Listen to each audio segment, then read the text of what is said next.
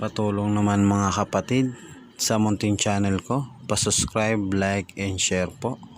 Malaking tulong na po ninyo po yan para sa akin. Marami pong salamat. Yan po mga kapatid, orasyon sa barilan, pangkaligtasan. Gawin po ito bago matulog. Sa mga bagwa naman po, pwede rin yung pumapagana to kung ito lang yung gusto nyong kunin.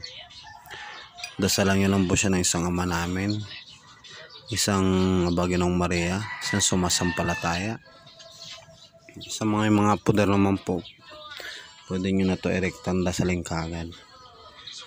Ito po yung orasyon.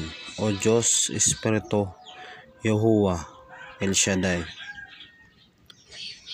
nawa ay pagkaloob sa akin ang kapangyarihan na maligtas sa mga barilan at mga armas de fuego. 3 beses po noon. Tapos ito po yung isusunod nyo po pong isang orasyon. Suminimintam. 3 beses din po yan. Banggitin nyo lang po yan bago kayo matulog. Pero mas maganda umaga gabi nyo po to, debosyonan nyo po para pagana nyo po yung orasyon. Yan po, marami po salamat.